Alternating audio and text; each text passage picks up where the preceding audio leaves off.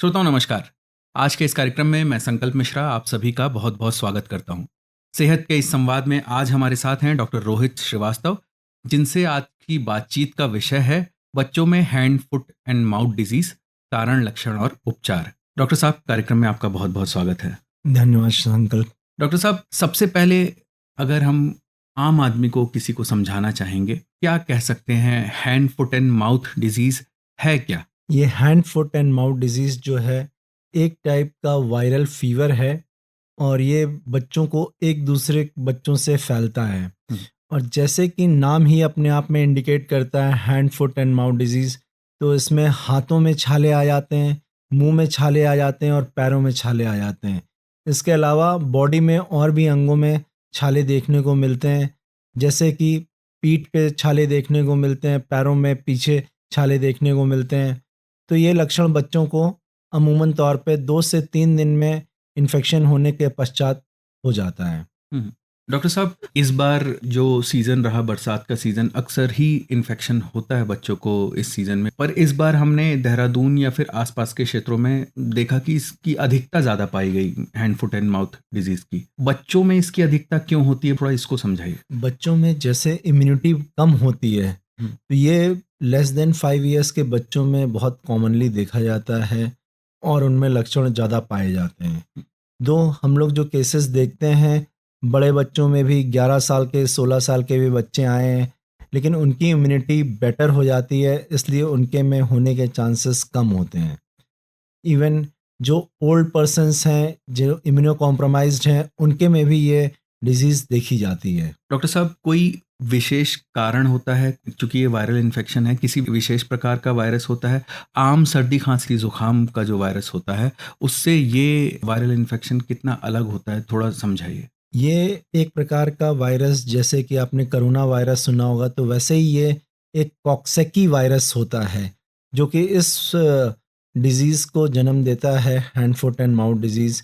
तो इसके लक्षण और वायरसेस से इसलिए अलग होते हैं क्योंकि इसमें मुंह में छाले आ जाते हैं और बच्चे इससे खाना पीना बंद कर देते हैं। हम्म, अमूमन नॉर्मल वायरल फीवर में बच्चे थोड़ा बहुत 50% खाते हैं रहते हैं, लेकिन इसमें एकदम खाना छोड़ देते हैं। इसमें ये टिपिकल रैश जो आता है, जो छाले आते हैं, वो हाथों में और पैरों में पाए जाते हैं, जो कि अमूमन वायरल फीवर में नहीं आते हैं। हम्म। अगर इन सिम्टम्स के बाद किसी भी अभिभावक को क्या गाइडलाइंस हैं, डॉक्टर्स के पास कैसे अप्रोच करना चाहिए? और ऐसे में बहुत से बच्चे स्कूल जाते हैं, क्या ऐसे में बच्चों को स्कूल भेजना ठीक है? इसके बारे में भी थोड़ा बताइए। और बाकी क्या घर पे प्रिकॉशंस रखने चाहिए, उसके बारे में थोड़ा बताइए। स्कूल में डेफ़िनेटली एक बार डायग्नोसिस हो जाती है कि बच्चे को हैंड, फुट और माउथ डिज़ीज़ है, तो ये एक बहुत ही इन्फेक्शियस डिज़ीज़ है और एक बच्चे से दूसरे बच्चे में और दूसरे से तीसरे बच्चे में ये फैलता है। तो जैसे ही इसकी डायग्नोसिस हो जाए, तो तुरंत बच्चे को स्कूल नहीं भेजना चाहिए और स्कूल से छुट्टी करा देनी चाहिए।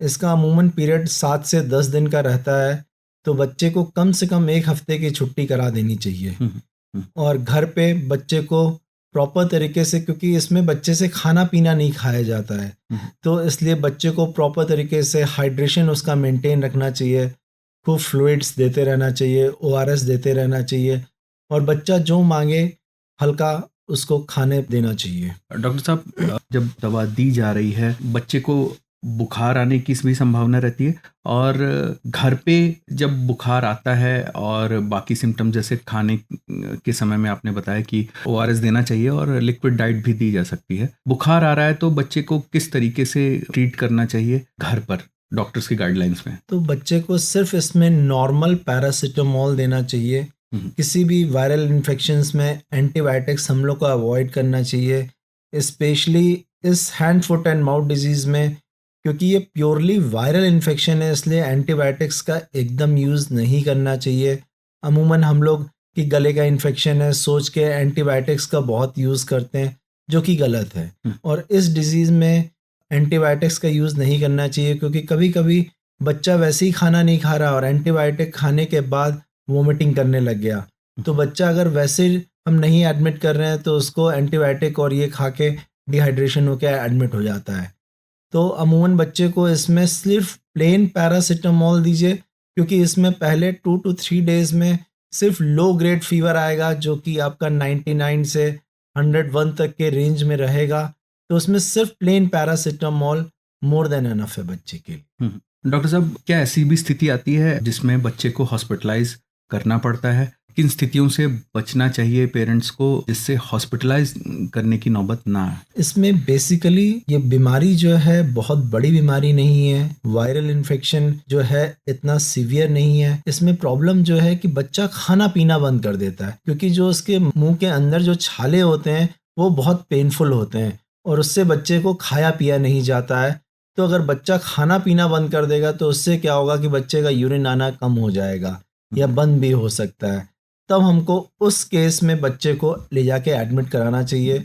वैसे एडमिट कराने की नौबत बहुत कम बच्चों में 0.5% बच्चों में आती है। इसमें इलाज के दौरान आपने बताया कि ORS देना चाहिए और दवाइयाँ तो साथ में चलती हैं। डाइट घर पे किस तरीके का बच्चे को देना चाहिए और किन डाइट्स को इस दौरान अवॉइड करना चाहिए? इस समय मोस्टली हमको फ्लूइड डाइट जो है बच्चे को सबसे ज़्यादा देना चाहिए। गरम खाना एकदम अवॉइड करना चाहिए, मिर्च मसाले वाला खाना अवॉइड करना चाहिए और न्यूट्रिशियस डाइट जो है वो बच्चे को मोस्टली देना चाहिए। इसमें डॉक्टर साहब, क्या कोई विशेष परिस्थितियां होती हैं जहां पर इस तरह के वायरल फीवर होने की संभावना ज़्यादा होती है, या कुछ विशेष प्रकार की जोग्राफिकल लोकेशंस इस तरह की होती हैं जहां पर hand foot and mouth disease होने की संभावना ज़्यादा होती है?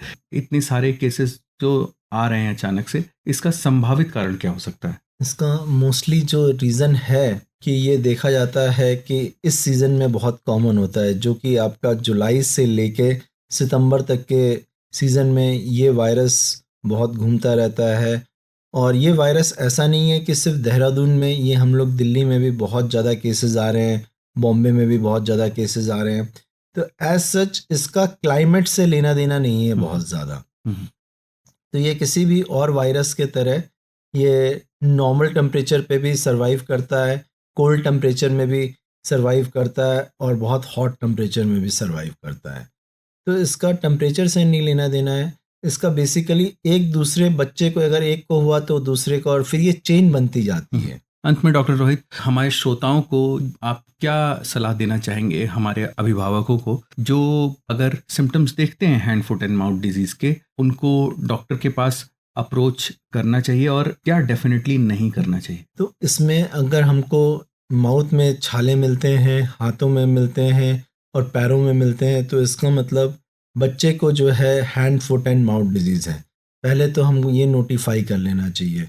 दूसरा, बच्चे को सिर्फ पैरासिटामोल के अलावा और कोई दवाई नहीं देना चाहिए। छालों के लिए कभी कभी हम लोग पेन रिलीफ करने के लिए कुछ क्रीम्स दे देते हैं बच्चों को, वो दे सकते हैं। लेकिन सबसे इम्पॉर्टेंट है इसमें फ्लूइड कि बच्चे का हाइड्रेशन मेंटेन रखना है, क्योंकि ये डिज़ीज़ 7 से 10 दिन ले ही लेता है। और दूसरा, जैसे ही बच्चा खाना खाने जा रहा है या स्कूल में भी बच्चों को बोलिए कि हैंड वॉशिंग ज़रूर करें, क्योंकि एक ये बहुत बड़ा रीज़न है हैंड वॉशिंग ना करना और एक दूसरे से ये फैलने का, कि बच्चे हैंड वॉश नहीं करते हैं और अपना टिफ़िन ऐसे खा लेते हैं। डॉक्टर रोहित, आज आप हमारे स्टूडियो में आए और आपने बच्चों में hand foot and mouth disease के कारण, उनके लक्षण और उनके उपचार के बारे में बहुत ही महत्वपूर्ण जानकारी दी। आकाशवाणी को बहुत बहुत धन्यवाद आपका।